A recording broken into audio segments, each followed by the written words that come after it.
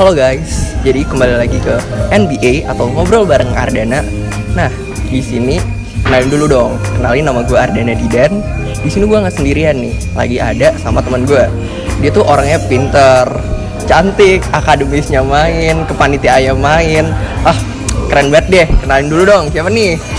Halo teman-teman semuanya, kenalin nama gue Ayuni dan sekarang sebagai mahasiswa semester 6 dari Antropologi Sosial UI. Oke, jadi namanya Kak Ayuni ya. Jadi Kak Ayuni ini masuk antropologi tuh tahun berapa nih? Tahun 2018. Masuk sama jalur? kayak lo gak sih? Iya bener banget. kan? Masuk jalur apa nih? SBM dong. Wes, keren, pasti belajarnya keren banget gak sih? Biasa aja sih, cuman kita tuh harus tetap rajin aja, sering ngerjain soal-soal SBMPTN. Terutama sih teman-teman, jadi kayak teman-teman semuanya, terutama pejuang SBMPTN, jangan putus semangat, apalagi kalau kalian yang tidak terima dari jalur SNMPTN. Benar. Terus ngomong-ngomong antropologi nih, di antrop tuh belajar apa aja sih Mbak Yuni? Di antropologi tuh belajar banyak banget, terutama kayak semua hal yang mengenai tentang manusia, baik itu dari segi psikologi, abis itu komunikasi, politik, abis itu budaya, sosial, itu pokoknya banyak banget. Terutama kayak kita tuh melihat manusia tuh dari berbagai sudut pandang, jadi kita tuh belajar manusia itu secara holistik gitu. Apa tuh holistik tuh kalau boleh tahu? Holistik adalah mempelajari manusia tuh secara menyeluruh dari berbagai sudut pandang gitu. Jadi kita tuh kayak misalkan nih ada stigma tertentu gitu. Jadi kayak anak antropologi itu nggak akan semena-mena kayak langsung menstigma orang itu A gitu. Nggak bisa. Berarti nggak bisa langsung ngejudge gitu ya? Betul, karena kita tuh kayak tahu berbagai sudut pandangnya gitu, kayak asal dia tuh gimana, terus karakter dia tuh dari tempat tinggalnya gimana kayak gitu. Oke. Lebih toleran lah. Bener. Berarti di antrop tuh nggak belajar tentang politik doang pastinya ya? Betul. Ngomong-ngomong, kenapa nih Kak Ayuni sendiri milih Universitas Indonesia untuk dijadiin kampus idamanya? Karena Universitas Indonesia kampus yang terbaik di Indonesia. Bener banget. Betul. Tapi di antrop itu adanya di mana aja sih?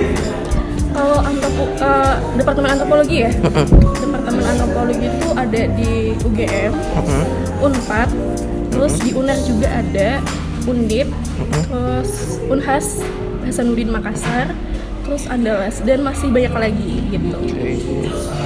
Terus kenapa Mbak Yuni milih antropnya Universitas Indonesia? Selain bagus tuh, apa sih yang diunggulin dari antrop UI itu daripada antrop yang lain kayak gitu? Karena kayak Bapak Antropologi Indonesia itu kan ini ya, Profesor Kuncoro Ningrat. Nah itu tuh beliau itu berasal dari Universitas Indonesia. Oh iya? Gitu. Jadi kayak banyak bahan ajar itu berasal dari dosen-dosen yang emang dari Universitas Indonesia gitu. Oke, kayak lebih langsung dari pakarnya langsung gitu ya sih. Oke. Betul. Kan universitas terbaik. Benar. Terus suka dukanya di antrop tuh apa aja sih? Sukanya dulu deh, dulu. Yang bagusnya dulu nih.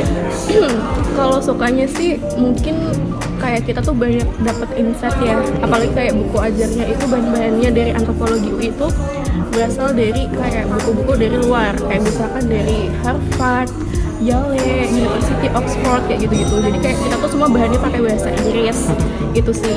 Apalagi mungkin kayak semua anak enggak sih pakai bahasa Inggris. Iya, kayak kebanyakan emang literaturnya dari luar. Gitu. Tuh, terus pertama kayak apalagi diskusinya, mungkin kayak sistem pembelajarannya kali ya di kelas kita tuh lebih kayak sebelum kelas tuh kita dapat jurnal tuh disuruh baca tuh kayak ya lumayan banyak gitu. Oke, berarti siap-siap untuk membaca banyak dari. Betul, jadi nggak apa-apa karena kita berawal dari baca, kita dapat insight banyak kan. Jadi kayak kita tuh selain makan nasi, kita juga makan buku gitu, dapat suplemen. Makan buku. Mungkin belajar ya bahas masuknya. Oke. Gitu. Terus apa lagi tuh enaknya selain dapat interaksi sama teman yang banyak, terus dapat info-info yang lebih, gitu apa lagi? Terus apalagi kalau mungkin kalian mahasiswa baru itu kalau di Fisik UI itu kan di semester 1 sama 2 itu tuh masih campur gitu kan, satu kelas tuh dari berbagai departemen, dari HI, kriminologi, komunikasi, sosiologi dan lain sebagainya yang ada di FISIP. Nah itu tuh nanti ketika ada satu isu misalkan satu kasus itu nanti bakal didiskusiin itu menurut sudut pandang departemennya masing-masing gitu. Misalkan dari HI nih sudut pandang HI terhadap kasus A ini gimana, habis itu dari antropologi gimana gitu. Jadi kayak beda-beda diskusinya itu, topiknya gitu ya sih. Jadi lebih hidup, lebih cair gitu kan. Itu sih. Terus kalau orangnya tuh gimana? Orang-orang anak-anak FISIP, anak-anak antrop gimana? Enak nggak? Enak yang kayak gimana tuh? Enaknya tuh kayak mendukung gitu loh, supportive friend, terus kayak lebih enak diajak diskusi kayak gitu. Apa ya udah sendiri-sendiri aja gitu. Tentunya kalau anak FISIP tuh ini ya lebih komunikatif gitu. Kayak mereka tuh suka nongkrong itu pasti kayak di Takor. Kantinnya FISIP kan Takor ya yang terkenal banget. Apa tuh kepanjangan Takor? Taman Korea. Anjay. Tapi sekarang udah ganti namanya ya. Apa tuh? The Next Balsam. Kok? Jadi dulu sebelum namanya Takor itu tuh Balsam Balik Semak gitu. Oh. Terus habis itu Takor, habis itu lagi diganti lagi namanya Apa The Next tuh? Balsam, The Next Balik Semak gitu. Kayak episode ketiganya ya ini. Iya. Betul. Gitu. Oke, kan tadi udah ngomongin tentang kelebihan anak FISIP sama antrop ya. Kalau nggak enaknya tuh apa? Mungkin nggak enaknya kalau bagi teman-teman yang kurang mau baca banyak itu sih, jadi kayak harus lebih sering-sering baca aja gitu. Mungkin kalau dalam bahasa Inggris mungkin lebih kayak harus sedikit struggle karena kayak semua bukan semuanya sih, kayak Hampir kebanyakan kebanyakan. mayoritas bahannya itu pakai bahasa Inggris gitu. Dan lebih sering-sering aktif di kelas karena itu tips dari aku biar dapat nilainya up gitu. Dapat up. Benar. Tapi kalau misal nih ada orang yang nggak suka politik, tapi dia pengen masuk FISIP, bisa nggak sih kayak gitu? Bisa, mungkin kalau yang kurang terlalu suka politik bisa masuknya ke komunikasi. Kan komunikasi itu ada jurusannya lagi kan di dalam departemennya itu kayak periklanan, Media, atau humas, iya gitu kayak sih. media gitu. Itu sih nanti lebih asik juga nanti ketemu teman-teman dari komunikasi. Terus mesti anak FISIP kan kebanyakan demen komunikasi ya pastinya ya. Kayak lebih interaksi ke orangnya tuh lebih banyak gitu. Betul. Kalau orang-orang yang pendiam terus itu bisa struggle gak sih? Kayak perlu struggle yang lebih gak gitu untuk di FISIP sendiri atau antrop gitu? Bisa, cuman ini kali ya kayak kurang dapat poin plusnya aja mungkin ya. Kalau yang buat teman-teman yang kurang komunikasi kayak gitu, karena kan kayak kita tuh lebih sering dapat nilai lebih itu tuh ketika sesi diskusi di dalam kelas gitu kan. Ketika misalkan kamu tuh tahu jawabannya nih, cuman kayak kamu tuh agak takut gitu buat menyampaikan pendapat kamu. Nanti tuh mungkin agak efeknya kamu gak dapat nilai plus, nilai keaktifan, mungkin itu aja sih. Tapi nextnya mungkin kamu bisa lebih konsentrasinya itu difokusin ke kayak di ujian tulis atau di paper kayak esai gitu biar dapat nilai plusnya tuh di sana gitu sih. Jadi nggak cuma yang dinilai itu juga cuma kita aktif, nggak cuma komunikasinya, betul. tapi masih ada yang lain-lain lah intinya kayak gitu ya. Betul. Terus Kak Yuni sendiri punya nggak sih tips and trick biar jago komunikasi gitu? Kan anak FISIP pasti demen banget tuh. Dulu aku tuh orangnya introvert banget ya, kan apalagi kan aku dari daerah kan, kayak agak asing gitu di planet lo gue gitu. Iya nggak sih? Bener. Jadi kayak awal pertama kali maba tuh kayak aduh, Sosialisasinya masih kurang ya. iya ngomongnya masih mendok banget kan, kayak apa nih lo gue kayak gitu. Tapi itu bisa dihandle, yang penting tuh kalian jangan kayak takut buat sosialisasi sama temen-temen dari yang emang dari Jakarta ya. Itu kayak berguna banget kayak gitu. Yang penting kalian itu berani temenan sama siapapun gitu aja, jangan minder itu sih. Bener. Kalian tuh harus percaya sama diri kalian sendiri. PD tuh penting banget gak sih? Betul. Tapi kalau nggak beda nanti kalian akan susah sendiri nanti kalau di universitas. Karena kayak universitas tuh harus apa ya? Kita yang harus struggle untuk follow up gitu. Buat catch up sama teman-teman gitu sih. Jadi harus tampil beda juga gak sih daripada yang lain? Yang penting kalian juga gak usah minder, percaya diri, sama yakin kalau kalian tuh pintar, bisa gitu, gak kalah sama teman-teman yang lainnya gitu. Walaupun kalian dari nggak dari Jabodetabek juga pasti bisa bersaing gak sih? Betul. Jadi jangan khawatir. Slow santai. Betul. Terus kan pasti kan Kak Yuni ini dari SBMPTN ya atau UTBK tuh. Gimana tuh belajarnya? Kalau aku sih dulu kayak sering latihan soal aja. Yang penting tuh praktek. Terus emang sih sebelum praktek tuh kalian pasti kayak baca-baca gitu kan. Kayak apalagi aku dulu sama IPA ya. Kan Iya, gimana IPS tuh? gitu. Jadi kayak bener-bener otodidak gitu belajar IPS. Jadi kayak beli buku yang bang soal itu kan pasti di sebelumnya tuh kayak ada rangkuman materi gitu kan. itu aku sering baca tiap hari. Terus aku bikin rangkuman sendiri di buku kosong. Nah di rangkuman ini tuh kayak aku rangkum pakai bahasa aku sendiri gitu. Jadi kayak misalkan nih satu lembar gitu kan kayak materi A gitu. Nah, jadi itu aku bikin rangkumannya pakai bahasa aku sendiri. Itu cuman kayak 2 kalimat, 3 kalimat. Lebih simpel gitu ya. Yang penting kita tuh dapat intinya gitu.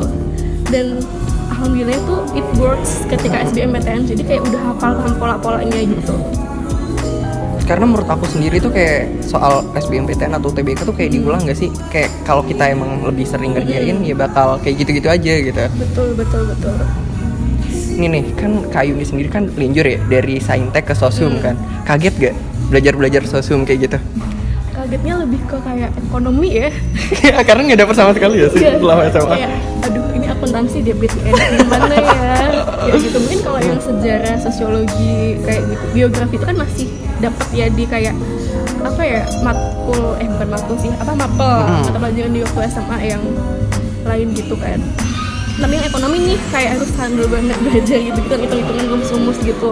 Ya meskipun di IPA kan belajar hitung-hitungan tapi kan beda ya waktu di ekonomi kayak gitu sih. Jadi kayak harus belajar di YouTube gitu sih.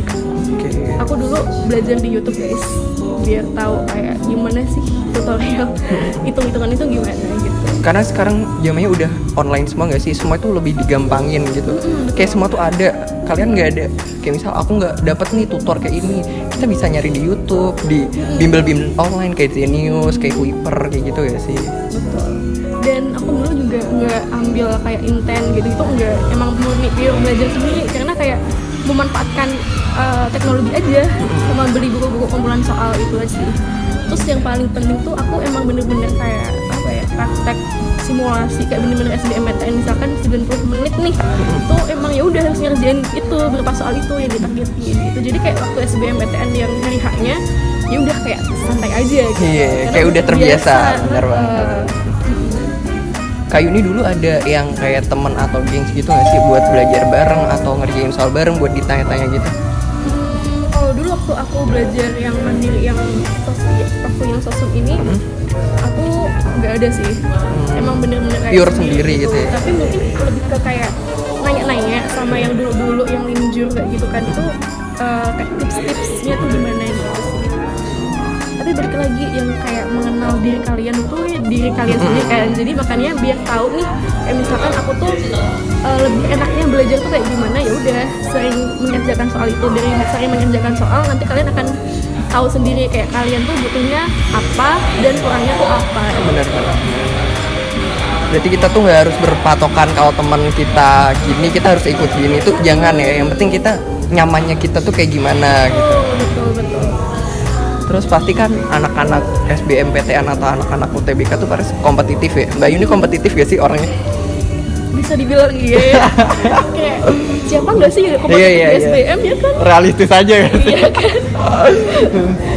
Kita belajar untuk apa? Untuk diterima kan? Benar. Gitu. Tetap kompetitif sih. Terus apalagi ya untuk Kak Yuni sendiri kan tadi belajarnya sendiri ya, benar-benar sendiri. Terus kalau ngalamin kesusahan tuh ya udah nyari di YouTube. Terus pernah nggak di titik jenuh terus kayak ini gimana gitu? Kayak ingin ngalamin titik jenuhnya tuh kayak kok aku belajar terus gitu. Terus buat nyikapin hal-hal yang kayak gitu tuh kayak gimana? Yang pasti aku akan main ya.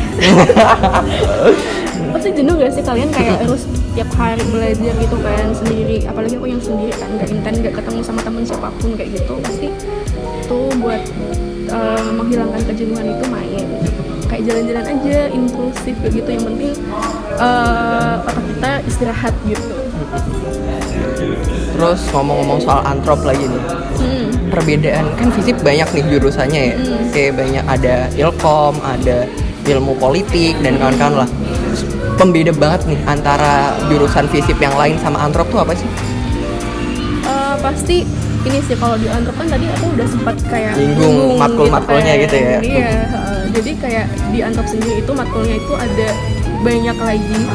Itu nanti di background lagi nih nanti antropologi itu juga belajar politik. Itu namanya antropologi politik. Misalkan tuh mempelajari kayak orang yang cocok jadi seorang pemimpin atau misalkan presiden gitu kan. Itu tuh ceritanya tuh kayak apa aja yang gitu.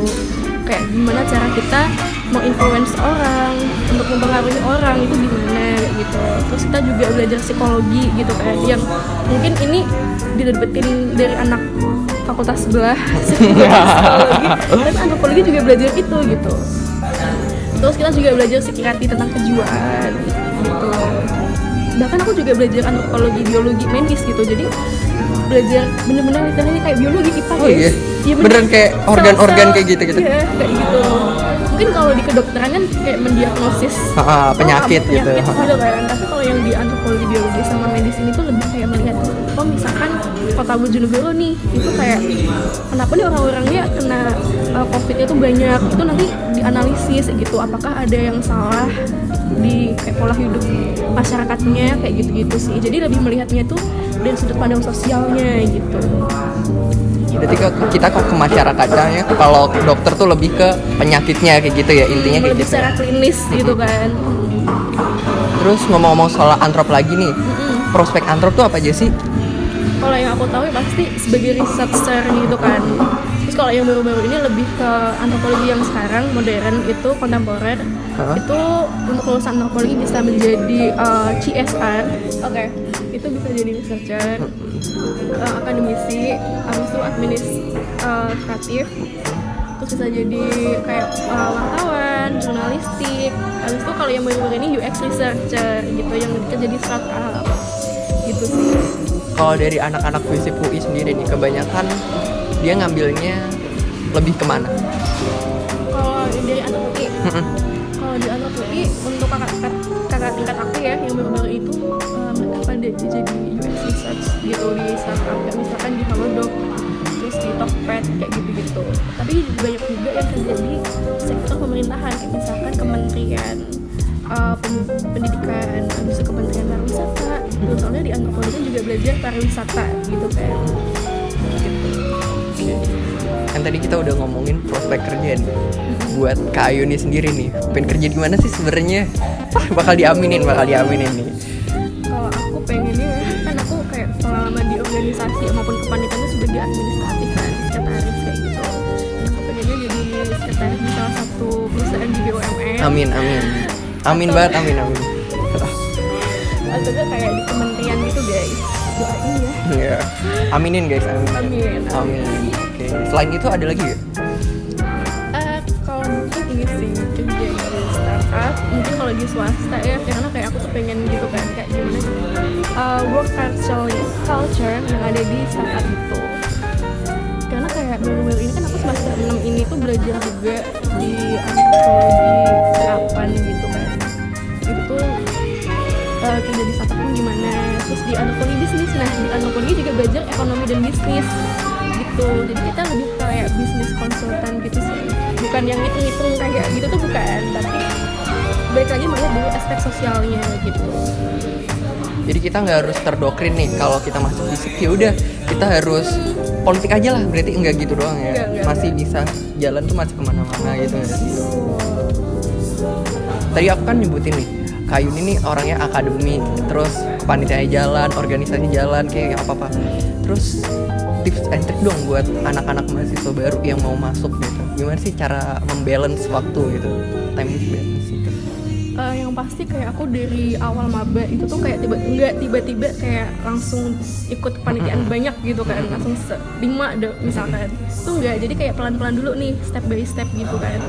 Buat ukur juga kan pasti tubuh kita tuh nggak bisa kan dipaksa gitu, jadi harus adaptasi. Jadi kayak harus pelan-pelan dulu nih, misalkan semester 1 ikut 2 kepanitiaan, terus kayak misalkan udah oke nih, manajemen udah oke, bisa balance antara akademis sama non akademis. Kalau udah balance berarti semester 2-nya bisa ditingkat lagi, jadi kayak ikut organisasi sama kepanitiaan gitu. Jadi kayak setiap semester tuh semakin meningkat gitu. Jadi kayak misalkan kayak aku tahun 2020 kemarin gitu. Itu juga kan kita di rumah ya, itu aku sempat ambil beberapa kepanitiaan, bahkan berorganisasi juga, bahkan nggak salah satunya di posisi PI gitu kan, pengurus inti, dan itu alhamdulillah bisa dan balance juga sama akademisi gitu. Berarti Kak Yuni ini tipenya yang kayak nyatet gitu, yang kayak nge-schedule jadwalnya apa, ya udah ngalir aja, let it flow gitu. Oh ini sih, aku tipe orang yang kayak nyatet schedule aku gitu. Jadi kayak aku tuh bikin di Google Sheet gitu sih guys. Jadi kayak misalkan aku bikin waktu di kolom kiri itu ada waktu, kanannya itu kayak hari-hari Senin sampai Minggu gitu. Jadi misalkan jam 3 sampai jam 4 tuh ngapain aja gitu. Bahkan kayak detail aku makan, sholat, terus kayak main itu tuh bener-bener aku catat gitu. Biar kayak apa ya, kita tuh Terplanning gitu ya. terplanning, iya. Dan meskipun kayak kalian punya banyak kegiatan sekalipun, kalau emang udah terjadwal gitu dan diprioritaskan ya, terutama ya kayak gitu, itu pasti akan tetap jalan gitu. Tapi akan kayak berantakan gitu sih, atau overwhelm gitu guys. Tapi kita harus berkontinu gitu gak sih, kayak berkelanjutan, gak bisa harus satu hari ini produktif, satu hari lagi enggak. Kita tuh harus seimbang gitu, harus ya udah ngikutin schedule yang kita buat gitu. Kuncinya tuh konsisten gitu. Ini nih pertanyaan terakhir untuk Kak Ayu nih. Apa tuh? Kan pasti banyak nih, misal banyak yang nonton maba lah, maba, teman-teman kita atau anak-anak yang pengen masuk antrop atau visip ya. Kesan pesan untuk tips and trick buat masuk tuh kayak gimana gitu, biar mereka tahu. Oke, kalau misalkan tips yang pertama, kalian tuh harus ini ya, riset dulu kayak misalkan antrop tuh belajar apa aja gitu. Nah itu kalian bisa banget buat lihat di Instagram, itu namanya antropologi.id gitu. Itu tuh kayak semua seluk beluk antropologi itu udah ada di sana gitu. Jadi kalian misalkan kayak antropologi itu jurusan apa sih? Nah itu tuh kalian bisa lihat di situ, karena udah ada kayak kajian-kajiannya, konsep-konsepnya apa aja, matkul-matkul yang dipelajarin itu apa aja, ada di situ tuh lengkap banget. Jadi kalian bisa follow antropologiku.id. Oh jangan lupa ya guys, di follow. Betul. Terus apa lagi tuh? Setelah kalian riset kayak matkulnya apa aja, itu tinggal kalian praktis gitu buat latihan soal. Misalkan kalau kalian untuk masuknya jalur SNMPTN, kalian bisa latihan soal-soal itu gitu. Yang penting konsisten gitu. Ada lagi nggak? Tetap semangat ya. Semangat pasti. Tetap semangat ya. Jangan capek-capek, capek boleh tapi nyerah jangan. Anjay. Betul. Didan mungkin ada tips juga nih. Aku udah kemarin sama Novi. Di episode sebelumnya jangan lupa nonton ya guys. Bener banget. Kalau kalian pengen ada pertanyaan lagi atau pengen tahu seluk beluk tentang antrop atau apa, bisa juga nih kita ngefollow Kayu nih. Di mana Kayu nih kalau boleh tahu? Follow IG aku ya. Di mana tuh? Di Ayuni Widya FT. Oke, ntar aku cantumin di bawah namanya dia. Jangan lupa follow. Oke. Ya udah, demikian dari ngobrol bareng Ardan dan gue Ardana Dan gue Ayuni. Dadah.